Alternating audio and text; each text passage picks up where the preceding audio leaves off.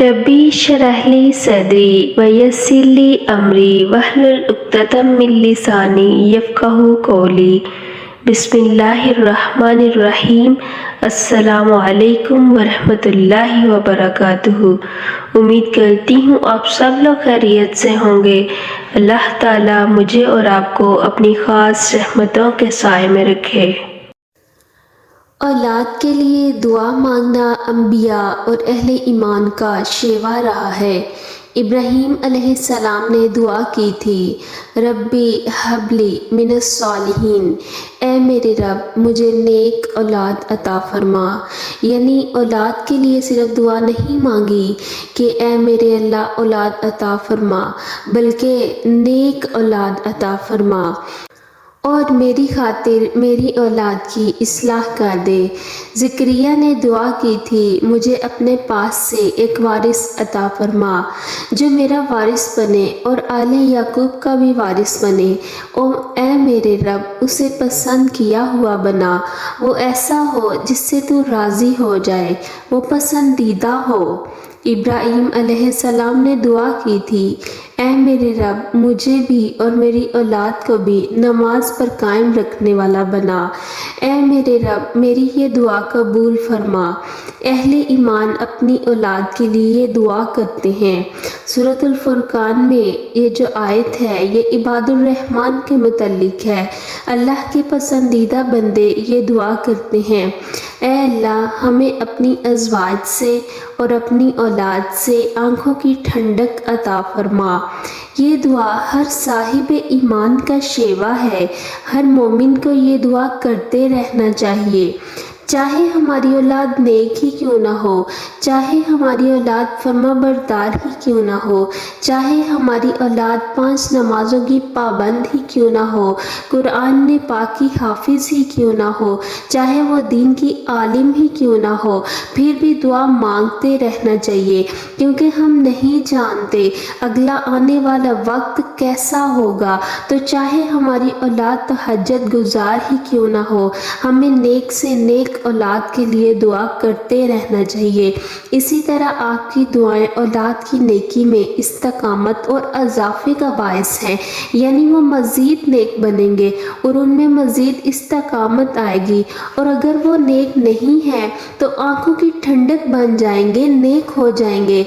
तो ये दुआ अपने अल्लाह से कि ऐ मेरे मालिक मेरी औलाद से मुझे आँखों की ठंडक अता फरमा, ये औलाद को ज़रूर नेकी की तरफ राग़िब करेगी। सजदों में जाके दुआ किया करें, इंशाअल्लाह औलाद आँखों की ठंडक बन जाएगी। और ये दुआ करें कि ऐ अल्लाह उन्हें मुत्तकीन का इमाम बना, यानी तकवा इख्तियार करने वाला बना। तकवा इख्तियार करने वालों की सोहबत में है हो वो, और तकवा वालों को मज़ीद रहनुमाई करने वालों में से बना दे।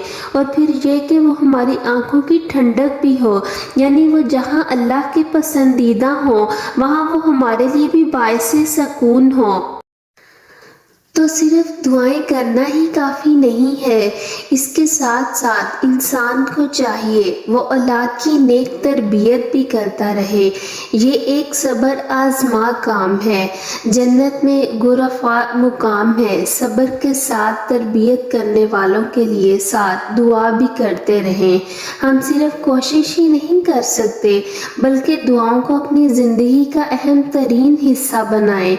और सिर्फ दुआएं ही नहीं कर सकते बल्कि कोशिश को भी अपनी ज़िंदगी का अहम तरीन हिस्सा बना लें कि अल्लाह से साथ साथ दुआ भी करते रहें। अमूमन हम अपनी तरफ से पूरी कोशिश कर रहे होते हैं लेकिन उधर से हम दुआ नहीं करते, और बाज़ औक़ात ऐसा होता है कि हम दुआएं मांगते रहते हैं और कोशिश नहीं करते। ये भूल जाते हैं कि ऊपर एक ज़ात बैठी है जिसको पुकारना है हमें। दुआओं का हमारी ज़िंदगी में बहुत गहरा असर है और इसी तरह कोशिश भी बहुत ज़रूरी है।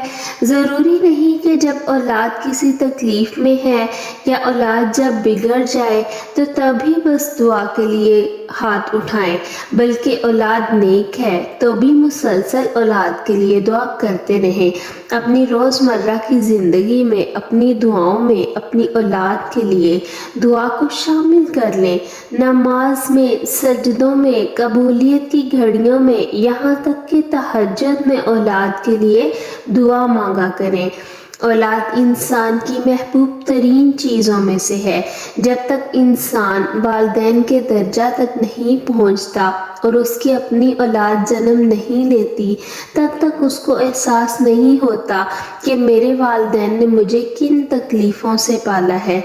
ایک عورت جب ماں بنتی ہے اور ایک مرد جب باپ بنتا ہے تو اس کی زندگی میں جو تبدیلی آتی ہے، اس کی زندگی کا یہ خوبصورت سفر جب شروع ہوتا ہے، اس کی تمام توجہ کا مرکز جو بنتی ہے وہ اولاد ہوتی ہے، اور مرتے دم تک اپنی اولاد سے وہ بے پناہ محبت کرتا ہے، کیونکہ وہ آپ کے جسم کا حصہ ہوتی ہے۔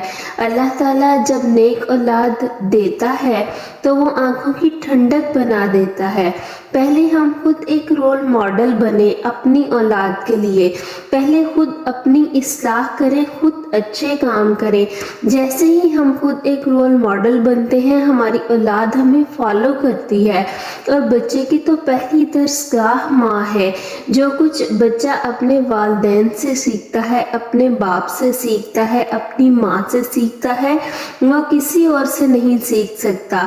اس لیے نیکیوں میں سبقت لینے کے لیے ایک شخص جو اول وقت میں نماز پڑھنے جاتا ہے فجر کی، اس کے بچے اس سے کیا سیکھیں گے؟ لہٰذا بہترین عمل پہلے خود اپنائیں تاکہ بچے نیکی کی طرف راغب ہوں اور پھر ان کے لیے مسلسل دعا گو رہیں۔ اگر ہم جیسے صدقہ کرتے ہیں تو کسی پڑوسی نے بھی ہمیں دیکھ لیا تو وہ ہمیں فالو کرنے لگ گیا، تو آپ امام بن گئے نا، یعنی آپ لیڈ کر رہے ہیں نیکی میں، آپ آگے ہیں اور وہ پیچھے ہے، آپ کے پیچھے ہے۔ تو ہمیں یہ دعا کرنی چاہیے کہ اے اللہ ہمیں نیکی کے کاموں کا امام بنا، متقین کا امام بنا۔ یہ عباد الرحمن کی صفات میں سے ایک صفت ہے۔ اور جب بلا معاوضہ کوئی چیز لینا، والذین یقولون ربنا ہب لنا من ازواجنا، یہ دعا اگر عورتیں کرتی رہیں یا مرد کرتے رہیں تو وہ کیا کہہ رہے ہیں کہ اے اللہ ہمارے خاوند کو یا ہماری بیوی کو ہماری آنکھوں کی ٹھنڈک بنا۔ اگر مرد کرتے ہیں تو اللہ تعالیٰ ان کی بیویوں کو ان کی آنکھوں کی ٹھنڈک بنا دے گا، اور اگر عورتیں کرتی ہیں تو اللہ تعالیٰ مرد کو ان کی آنکھوں کی ٹھنڈک بنا دے گا۔ یا رب ہم نے کچھ نہیں کیا لیکن تو اپنے فضل سے ہمیں عطا کر۔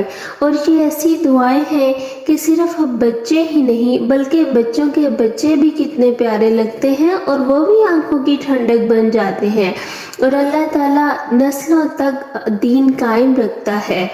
فرمایا جنت میں محل ہوں گے اور ایسے چمک رہے ہوں گے جیسے آسمان پر ستارے دیکھتے ہو تم مغرب اور مشرق کی طرف۔ تو لوگوں نے کہا کہ وہ تو انبیاء کے ہوں گے، تو آپ صلی اللہ علیہ وآلہ وسلم نے فرمایا جنت میں ایسے گھر ہوں گے کہ اندر والے حصے کو باہر سے دیکھ سکیں گے اور باہر والے حصے کو اندر سے دیکھ سکیں گے۔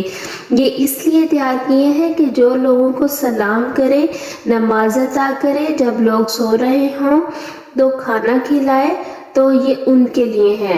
اور الحمدللہ رمضان ایسا مہینہ ہے جس میں ہم یہ تینوں کام کر سکتے ہیں۔ تو جب ہم خود ایک رول ماڈل بنیں گے تو ہماری اولاد ہمیں فالو کرے گی اور ان کی اولاد ان کو فالو کرے گی، اور اولاد نرینہ کے لیے دعا بھی ساتھ ساتھ کرتے رہیں اور کوشش بھی ساتھ ساتھ کرتے رہیں۔ تو سب سے اچھی دعا یہی ہے، ربی ہب لی من الصالحین۔ کامیابی کی دعا سجدوں میں جا کر کریں، یہاں تک کہ آپ کی اولاد آپ کے لیے صدقہ جاریہ بن جائے۔